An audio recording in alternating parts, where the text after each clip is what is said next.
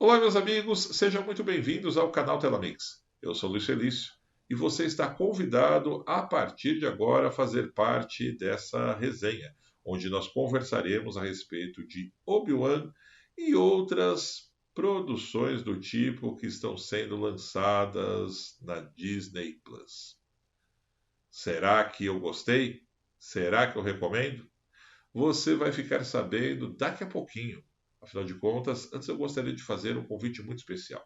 Ou seja, caso você ainda não esteja inscrito aqui no Telamix, faça a partir de agora, pois saiba que nesse espaço eu não falo só a respeito de filmes e seriados.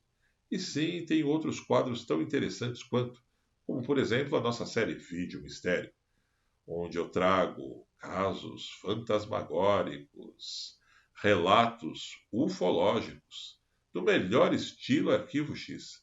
E ainda sobra tempo para nós conversarmos a respeito da vida dos famosos em Hollywood. Então, não perca tempo, me dá uma forcinha aí, não custa absolutamente nada.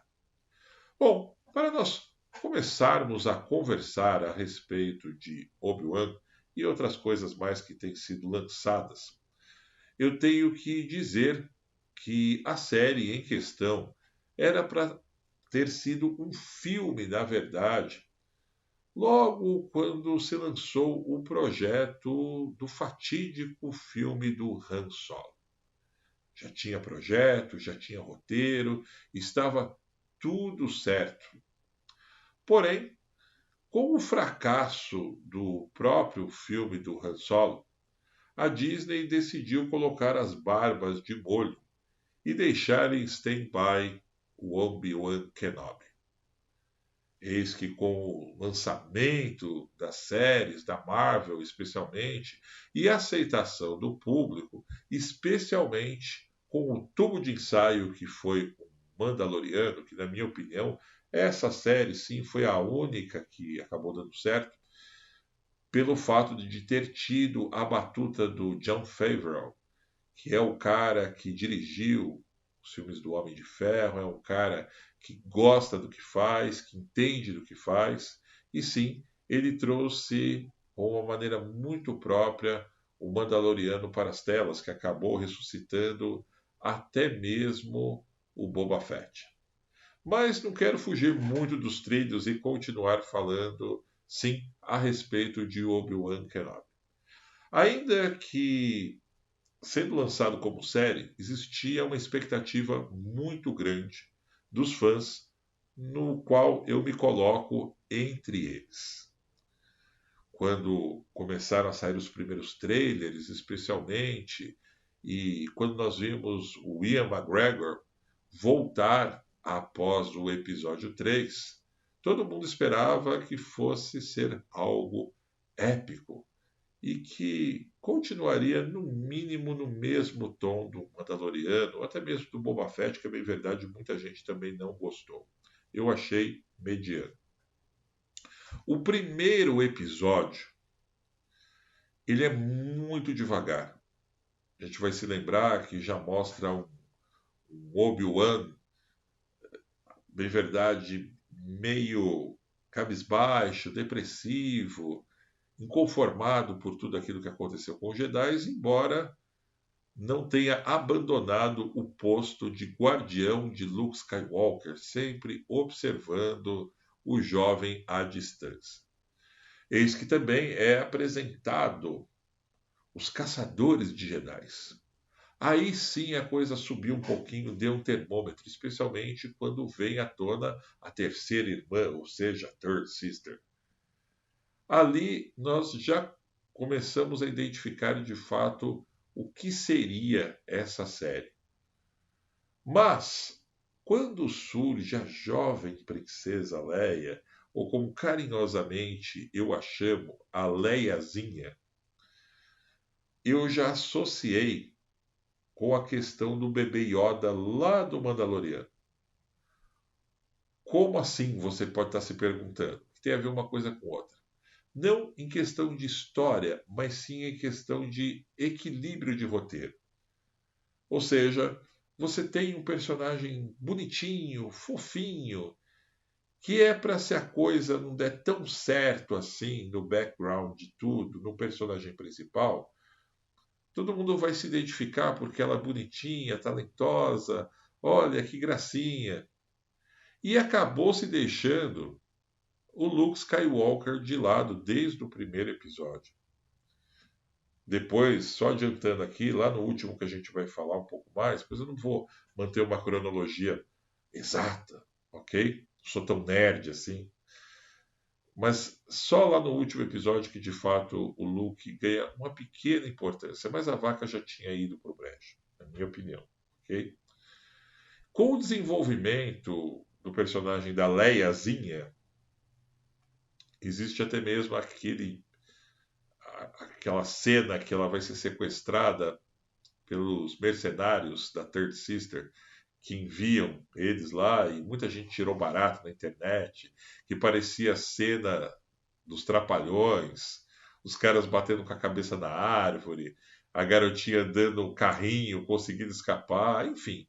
É isso que eu falei para vocês. Ela foi colocada ali não pela importância da Leia, mas sim para dar um contraponto, assim como foi o bebê Yoda lá no Boba Fett, e tentar equilibrar as coisas. Primeiro, segundo, terceiro episódio, muito devagar. A coisa ela só começou a pegar corpo, de fato, quando o Darth Vader aparece. Lá no final do terceiro episódio, praticamente.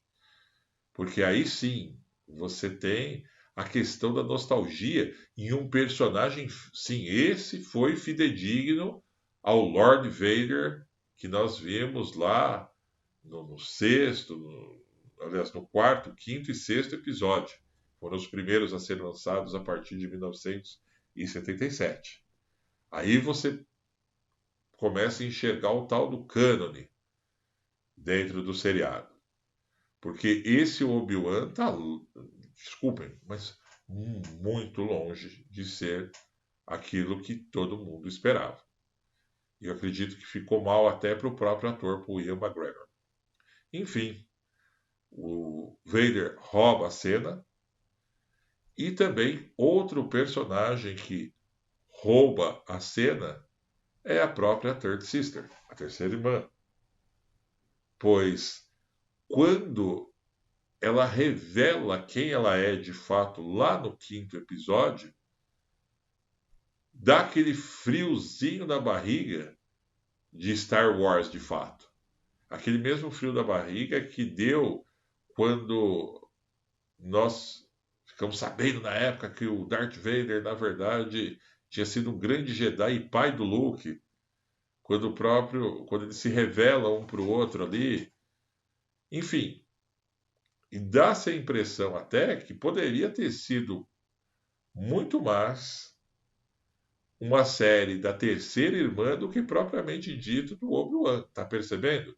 O Obi-Wan, ele fica jogado lá no fundo de tudo, porque tem a Leiazinha, tem o Darth Vader, tem a terceira irmã, e lá atrás, lá no background, lá atrás está o Obi-Wan, tipo assim, ó, o Obi-Wan é que menos importa.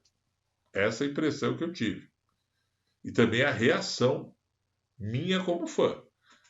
Sabe? Nossa, olha que legal a história dessa mina. Pô, nossa, olha o Darth Vader aparecendo.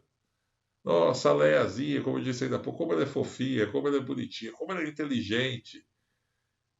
Mas não tem nenhum momento que você fala assim: nossa, que coisa que é esse Obi-Wan. Esse Obi-Wan não sabia disso que ele escondeu esse tempo inteiro. Não existe. E muitos furos aos quais eu confesso para vocês que eu fiquei bugado. Por exemplo, no próprio episódio 5, que o Darth Vader vai lá e enfia o sabre de luz na barriga da terceira irmã, quando depois de uma luta muito bacana, até lembrou os velhos Star Wars, depois ela reaparece intacta. Ok? Como? Certo? Será que o Darth Vader era tão inocente assim em deixar ela viva? Certo? Não se certificou que ela morreria? Outra cena que tem o furo, exatamente nesse episódio também, é quando todo mundo vai fugir ali da caverna e eles enganam o Darth Vader com a nave vazia, que ele derruba e depois sai a outra. Poxa vida, se ele sentia a presença do Obi-Wan a todo instante se aproximando, ele não sabia em qual das naves estava o Obi-Wan.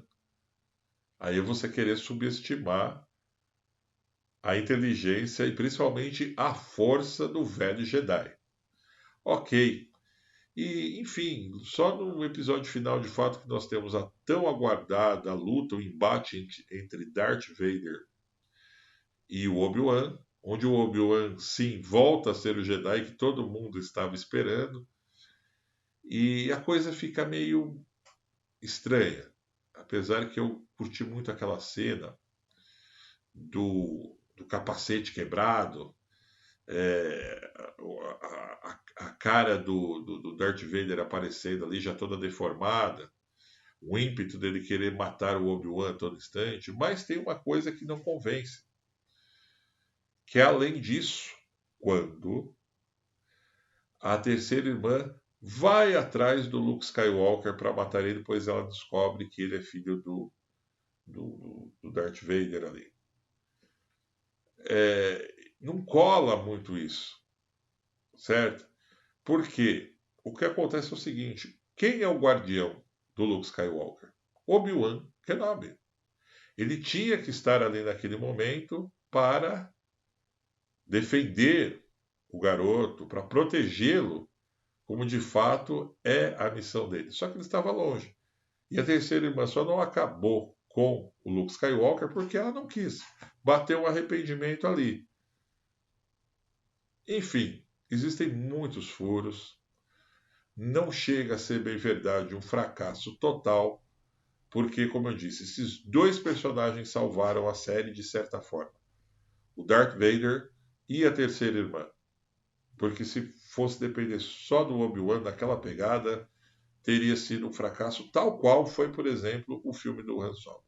Mas eu abri esse vídeo falando a respeito de outras séries, como por exemplo Miss Marvel e outras coisas mais que, na minha opinião, não está dando tão certo para a galera mais velha como eu, para os nerds acima dos 35, 40 anos, que esperavam algo muito mais impactante.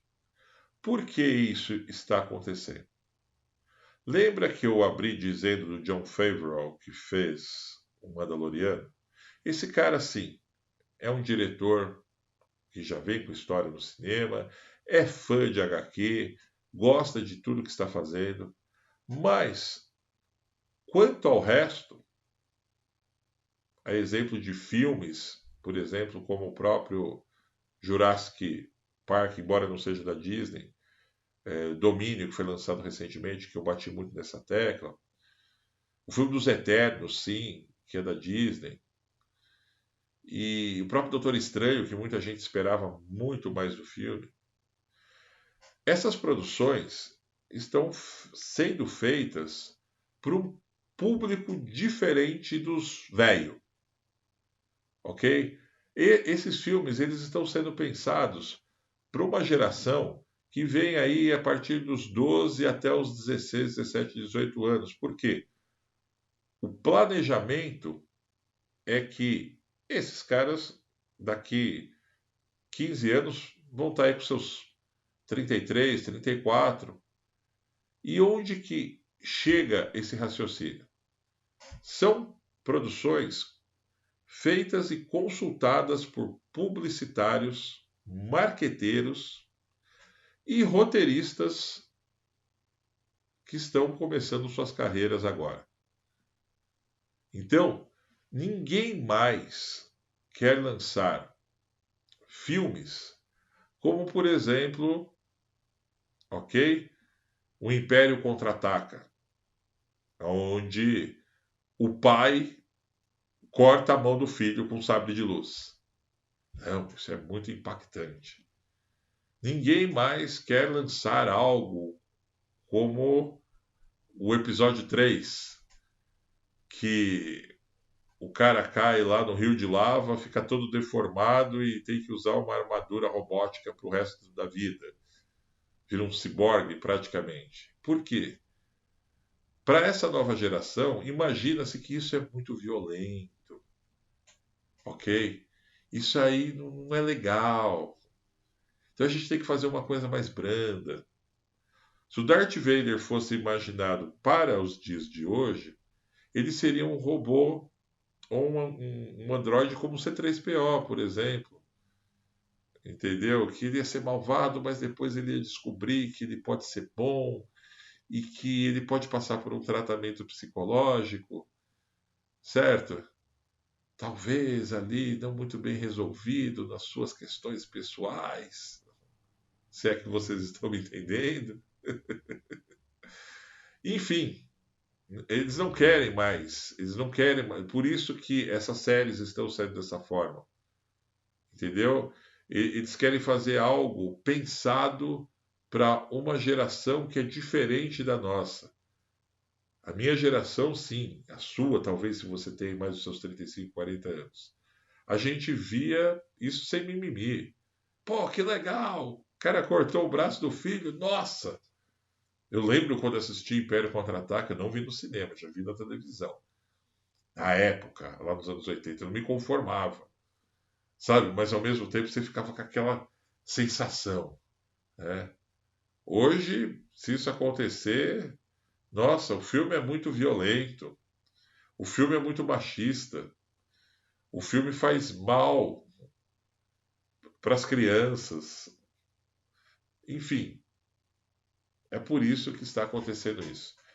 Essas produções estão sendo feitas por pessoas que pensam diferente dos verdadeiros grandes cineastas.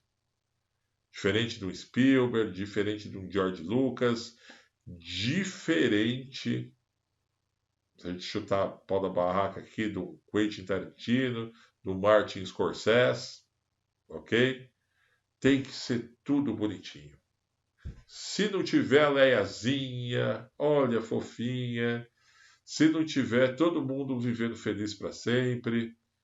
Se não tiver uma pessoa que leva um sabre de luz na barriga e ressuscita. E, olha lá, hein? Se não tiver outras coisas aí que eu não vou citar aqui, como foi no filme dos Eternos. Tá? Para a gente não criar mais polêmica ainda e estender esse vídeo muito mais.